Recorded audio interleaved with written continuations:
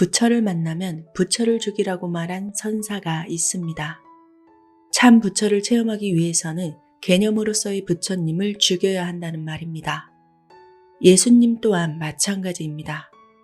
하느님 역시 개념의 대상일 수 없습니다. 실제를 만나기 위해서는 개념을 초월해야 합니다. 우리는 사랑과 이해심이 넘치는 사람, 무엇이 어떻게 되어가고 있는지를 예리하게 의식하면서 사는 사람을 만나게 되면 그들이 부처님에게 그리고 예수님에게 매우 가까운 사람들이라는 것을 알 수 있습니다. 마음을 다하여 깊이 들여다보고 참된 지혜의 근원과 접하게 되면 우리 속에 그리고 우리가 만나는 모든 사람들 속에 아직도 살아계신 붓다와 그리스도를 만나게 됩니다. 안녕하세요. 터칭소울입니다. 여러분은 따로 믿거나 마음에 새기고 있는 종교가 있으신가요? 때로는 자신만의 종교를 고집하면서 다른 종교를 가지고 있거나 종교가 없는 가족과 지인들에게 심할 정도로 자신의 종교에 들어올 것을 강요하는 사람들을 봅니다. 자신이 따르고 있는 종교만이 진리를 말해주고 있다고 말합니다. 하지만 마음을 열어놓고 보면 어떤 종교든 그 속에서 말하고 있는 핵심은 비슷하다는 것을 알아차릴 때가 있습니다. 틱나탄 스님은 불교뿐만 아니라 예수님의 가르침에 대해서도 깊은 존경심을 표한 분이십니다. 두 종교 간의 차이는 분명 존재하지만 진정한 핵심에는 큰 차이가 없다고 말씀하셨습니다. 그는 말합니다. 우리가 가진 고정관념과 개념을 버리고 말끔히 씻어내야 실제의 핵심으로 뚫고 들어갈 수 있다. 그래야만 우리가 참된 진리가 무엇인지, 참된 지혜가 무엇인지 깨달을 수 있게 된다. 틱나탄 스님이 살아계신 붓다, 살아계신 예수. 이 책의 내용 중에 일부를 담아 보았습니다. 저는 그리스도인과 불교도들 사이에 무슨 큰 차이가 있다고 생각하지 않습니다. 이 두 종교 전통들 사이에 생긴 경계선의 대부분은 인위적인 것들입니다. 진리에는 경계가 없습니다. 이 두 종교가 다른 것은 결국 대부분 강조점의 차이일 것입니다. 그리스도냐 불교냐 하는 것은 여러분의 문화적 유산의 일부입니다. 여러분이 여러분 자신의 문화에 친숙하면 거기 있는 장점들을 고맙게 생각합니다. 다른 문화에도 사람들이 중요시하는 가치들이 있다는 사실을 미처 인식하지 못할 수도 있습니다. 그러나 마음의 문을 열면 여러분 자신이 모든 진리와 가치를 다 독점하고 있지는 못하다는 사실을 알게 될 것입니다. 여러분은 자신의 종교 전통 바깥에서는 구원이 있을 수 없다는 생각에 사로잡히기 쉽습니다. 그러나 여러분 자신의 종교를 깊이 이해하고 실천하면 이런 위험한 생각에서 벗어날 수 있습니다. 마태복음에 의하면 하느님의 나라가 겨자씨와 같다고 했습니다. 하늘나라는 겨자씨와 같다. 어떤 사람이 그것을 가져다가 자기 밭에 심었다. 겨자씨는 어떤 씨보다 더 작은 것이지만 자라면 어떤 풀보다도 더 커져서 나무가 된다. 그리하여 공중의 새들이 와서 그 가지에 깃들인다. 여기서 말하는 그 씨가 무엇일까요? 그 토양은 어디에 있나요? 우리들 자신의 의식이 아니겠습니까? 우리는 하느님이 우리 속에 있다는 말을 자주 듣습니다. 저는 이 말이 하느님이 우리들의 의식 속에 있다는 뜻으로 들립니다. 부처님의 본성, 마음을 한데 모으는 마음 다음의 씨앗은 우리들의 의식이란 토양 속에 있습니다. 그것은 아주 작을 수도 있습니다. 그러나 우리가 매 순간 그것을 돌보고 그것과 접하고 그것에 물을 주면 그것은 자라나서 공중의 새들이 와서 깃들 보금자리가 될 수 있습니다. 그것은 모든 것을 변화시키는 힘을 가지고 있습니다. 불교의 수행이란 우리가 매 순간 어떻게 그 씨앗을 찾아서 그것을 자라게 해서 우리를 인도할 빛으로 삼을 수 있을까를 배우는 것입니다. 우리의 의식 속에는 두려움과 미움, 혼란의 씨앗 같은 부정적인 씨앗들도 있습니다. 그러나 그 안에 하느님 나라의 씨앗이 있고 그것을 작용할 수 있게만 한다면 모든 것을 변화시킬 힘을 가지고 있는 것입니다. 하늘나라는 밭에 숨겨놓은 보물과 같다. 어떤 사람이 그것을 발견하면 제자리에 숨겨두고 기뻐하면서 집에 돌아가서는 가진 것을 다 팔아서 그 밭을 산다. 어떤 사람이든 그것을 발견하면 기뻐하면서 자신의 소유를 다 팔아서 그 밭을 산다고 합니다. 여러분이 그 보화의 진가를 볼 수만 있다면 세상에 그와 비교될 것이 없다는 것을 알 수 있습니다. 그것은 참된 기쁨과 참된 평화, 참된 행복의 근원입니다. 일단 그 참뜻을 체험하게 되면 여러분이 지금껏 행복을 위해 필요 불가결한 조건이라고 생각해 오던 모든 것들이 아무것도 아니라는 것을 깨닫게 됩니다. 그런 것들이 오히려 참된 행복의 방해물이 될 수 있다고 생각하고 미련 없이 버릴 수도 있습니다. 우리는 우리 모두를 행복하게 하는 행복의 조건들을 찾고 있습니다. 지금껏 무엇이 우리를 고생시켰는지도 알고 있습니다.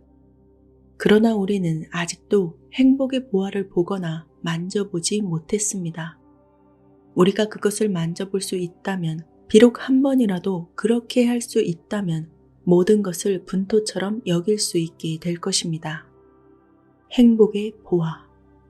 하느님의 나라는 실제의 궁극 차원이라 할 수 있습니다. 우리가 물결만 보면 물을 보지 못하게 될 수 있습니다. 그러나 우리가 마음을 다하고 그것을 한데 모으면서 살아가면 파도 속에 있는 물도 체험할 수 있게 됩니다. 이렇게 물을 체험하게 되면 파도가 오고 가고 하는 것에 신경 쓰지 않게 됩니다. 더 이상 파도에 나고 죽고 하는 일을 염려할 필요가 없게 됩니다. 이제 우리에게는 두려움이 없습니다. 파도의 처음과 끝, 파도가 높으냐 낮으냐, 더 잘났느냐 못났느냐 하는 일 따위로 마음을 섞일 필요가 없습니다. 우리는 이러한 생각들을 다 뒤로 할 수 있습니다. 우리는 이미 물 자체를 체험으로 알고 있기 때문입니다. 우리의 믿음은 나무처럼 언제나 살아있고 계속 자라나야 합니다. 우리의 믿음에 영양분을 공급하고 자라나게 하는 것은 참된 체험입니다. 불교 전통에서는 참된 체험을 깨달음 혹은 지혜라고 합니다. 이것은 개념이나 관념같이 지적인 것이 아니고 견고함과 자유, 기쁨과 믿음을 가져다주는 통찰 같은 것입니다. 진정한 깨어남이 가능하려면 우리가 가지고 있는 관념과 개념들을 버려야만 합니다. 궁극적인 것에 대한 우리의 관념과 개념을 버려야 할 뿐만 아니라 현상계에 있는 사물에 대한 우리의 고정관념과 개념도 말끔히 씻어내야 합니다. 불교에서는 항상 하지 않음, 무상, 무아, 공, 어울려 있음, 이러한 것들을 깊이 생각함으로써 현상 세계에 대한 깊은 통찰에 이르고자 하는 수련을 합니다. 이런 수련을 통해서 사물에 대한 우리의 관념과 개념을 버리고 실제의 핵심으로 뚫고 들어갈 수 있게 됩니다. 우리가 사물의 본질과 접하게 되면 그것에 대해 가지고 있던 관념이나 개념과는 완전히 다르다는 것을 발견하게 됩니다. 우리의 관념과 개념은 사물을 잘못 인식한 데서 오는 결과입니다. 그러기에 사물의 실상으로 직접 들어가기 위해서는 우리가 가지고 있는 잘못된 인식들을 모두 버려야 하는 것입니다. 원자 물리학자들도 원소 이하의 세계로 들어가기 위해서는 사물이나 물체에 대한 그들의 개념을 버려야 한다고 합니다. 이와 마찬가지로 우리도 하느님, 부처님, 자아, 태어남, 죽음, 존재, 비존재 등에 대해서 종래까지 가지고 있던 견해들을 버려야 합니다. 불교에서는 우리가 가질 수 있는 에너지의 근원은 우리가 실천하는 매일매일의 수행에 대한 믿음이라고 합니다. 관념들에 대한 믿음은 너무 위험합니다. 관념은 그것이 비록 부처님에 대한 관념이라 하더라도 언제나 바뀔 수 있는 것입니다. 내일 우리가 믿던 것을 더 이상 믿지 않게 되어서 깊은 의심의 심연에 빠져들 수도 있습니다. 우리는 매일 실천하는 마음 다함의 수행이 우리에게 가져다 준 기쁨과 평화를 아주 잘 알고 있습니다. 그래서 우리는 이 수행에 대한 믿음과 확신을 갖는 것입니다. 이것은 일종의 체험적 믿음입니다. 우리가 마음을 다해 생각하면서 걸으면 우리는 새롭게 되고 우리의 한 발 한 발에서 평화와 기쁨을 맛보게 된다는 것을 체험적으로 알게 됩니다. 우리가 실제를 체험한다면 누구도 이 믿음을 우리에게서 빼앗아 갈 수 없습니다. 이런 종류의 믿음이야말로 우리에게 참된 힘을 불어넣어 줍니다. 불교에서는 우리 자신의 몸으로 부처를 체득한다고 말합니다. 그리스도교에서는 지금 여기서 우리 몸으로 하느님의 나라를 체험할 수 있다고 말합니다. 이것은 우리의 희망을 미래에 거는 것보다 훨씬 더 안전합니다. 우리가 미래에 대한 희망이라는 생각에 붙어 있으면 지금 당장 우리에게 있을 수 있는 평화와 기쁨을 맛보지 못하고 말 수도 있습니다. 미래를 돌보는 최선의 방법은 지금 이 순간을 돌보는 것입니다. 숨결 하나하나를 마음을 다해서 의식하는 일, 생각 하나하나, 행동 하나하나를 마음을 다해서 의식하는 일을 통해서 우리는 이 현재의 순간에 거듭 태어나고 완전히 생기 있는 삶을 살게 되는 것입니다. 우리의 희망을 완전히 포기할 필요는 없습니다. 그러나 우리의 에너지를 지금 이 순간에 일어나고 있는 일을 의식하는 데 사용할 줄 모른다면 지금 당장 우리에게 있을 수 있는 평화와 행복을 발견하지 못합니다. 샘은 우리 속에 있습니다. 우리가 이 현재 순간을 깊이 파면 거기서 시원한 생수가 솟아날 것입니다. 마음을 다하여 하나에 집중하는 것. 현재 이 순간에 일어나고 있는 모든 것을 깊이 있게 목격할 수 있는 능력은 깨달음의 시작입니다. 성령도 마찬가지입니다. 불교를 믿는 사람들은 누구에게나 그 의식 심저에 마음 다함의 씨앗이 있고 수행을 통해서 이 씨앗이 싹트게 할 수 있다는 말을 합니다.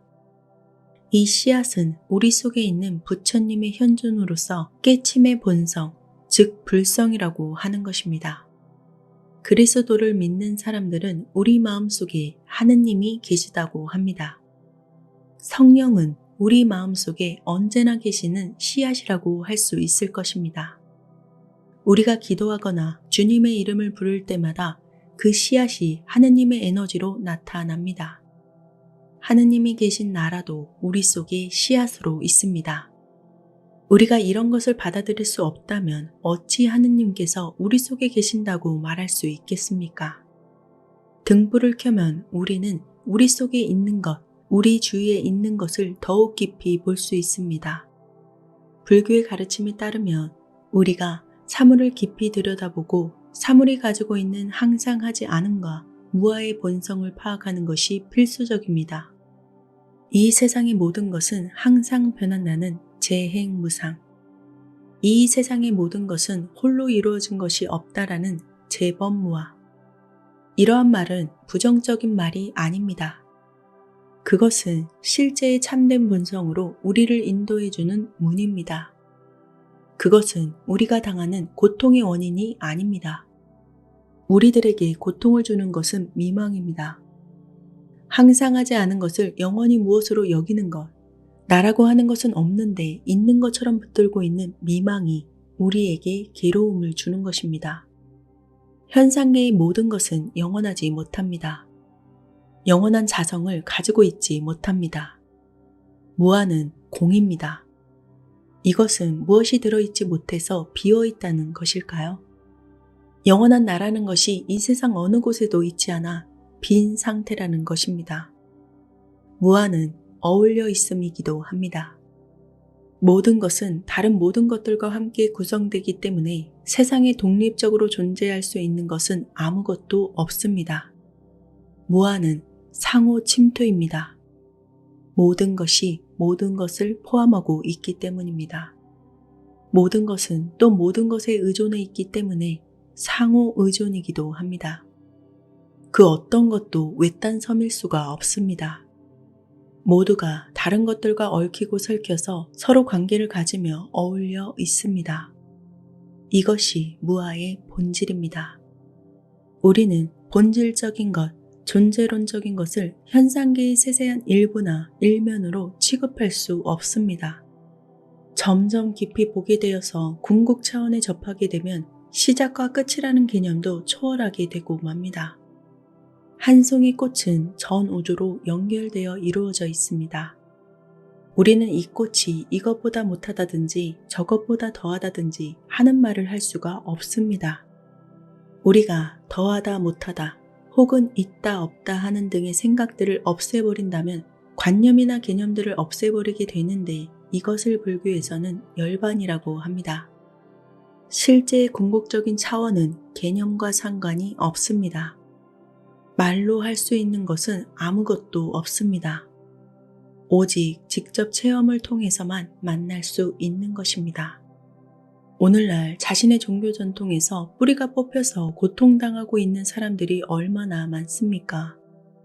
종교라는 건 역시 다른 종교와 분리된 독립적인 개체가 아닙니다. 불교는 불교 아닌 요소들로 구성되어 있습니다. 여러분이 진정으로 행복한 그리스도인이라면 여러분은 불교도인이기도 합니다. 그리고 그 반대 경우도 마찬가지입니다. 뿌리가 없는 사람은 행복할 수 없습니다. 우리는 서로의 영적 삶을 풍요롭게 해줄 필요가 있습니다. 우리는 우리 자신에 대한 이해를 더욱 깊이 해야 하겠습니다. 참된 이해는 참된 실천에서 비롯됩니다. 이해와 사랑은 모든 독선을 초월하는 참가치입니다. 우리의 몸은 부처님 몸의 연장입니다. 우리의 사랑과 이해는 예수님의 사랑과 이해입니다. 우리가 마음을 다하여 의식하는 일은 부처님을 실제로 모시는 것입니다.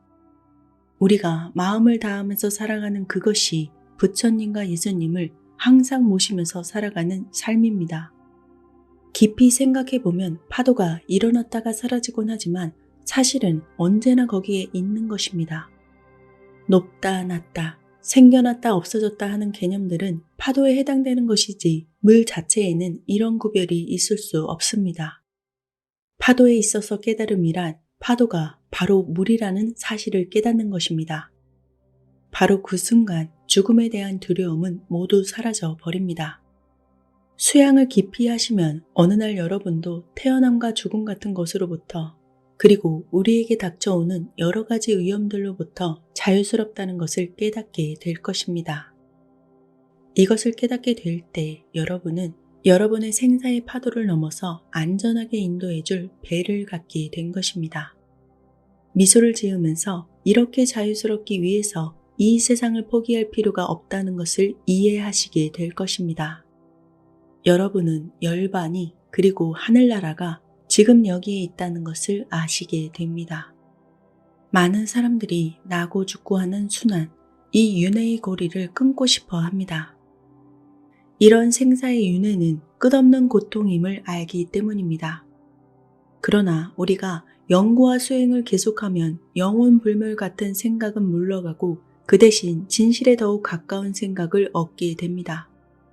우리가 부처님의 가르침을 잘 연구하고 우리 스스로의 마음을 면밀히 관찰하면 우리가 우리 자신이라고 하는 것 속에는 영구불변한 것이 하나도 없다는 것을 알게 됩니다.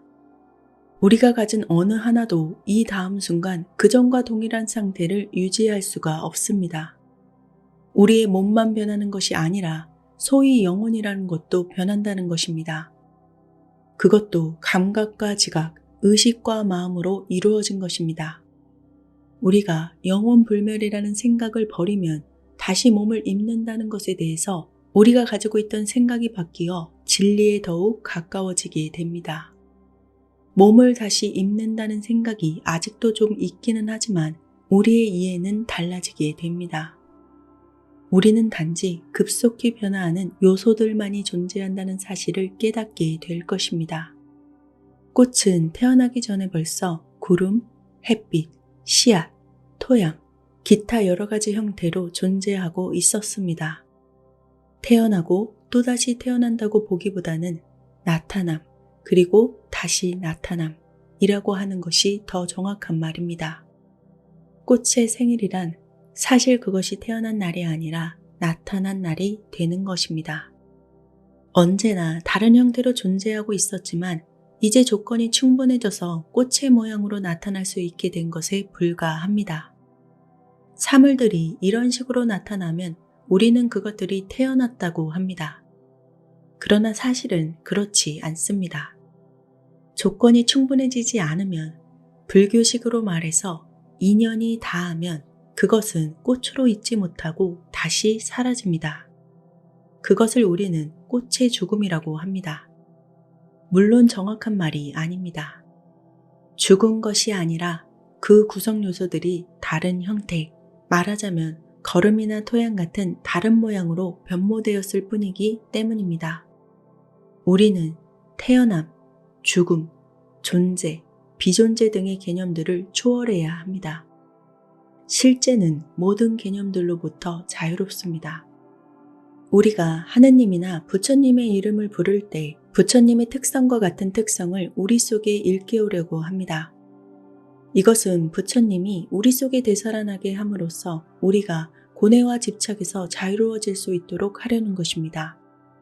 그러나 많은 경우 부처님이나 하느님의 이름을 부르는 사람들은 그들 속에 있는 붓다나 그들 속에 있는 예수를 진지한 노력 없이 그냥 건성으로 그렇게 부르고 있습니다. 부처님의 본질을 접해보지 못한 채 하루에 수백 번씩 부처님의 이름을 부르던 어느 여인에 대한 이야기가 있습니다. 그 여인은 부처님의 이름을 부르는 일을 10년간 했는데도 아직도 분노와 신경질이 가득했습니다. 이웃집 남자가 이것을 알게 되었습니다. 하루는 그 여인이 연부를 하고 있을 때 문을 두드리며 소리를 질렀습니다. 아주머니, 문 좀 열어보세요. 그 여인은 방해를 받게 되자 화가 났습니다. 목탁을 열심히 치면 이웃집 남자가 그 소리를 듣고 그만 돌아가려니 생각하면서 목탁을 더욱 힘껏 쳤습니다.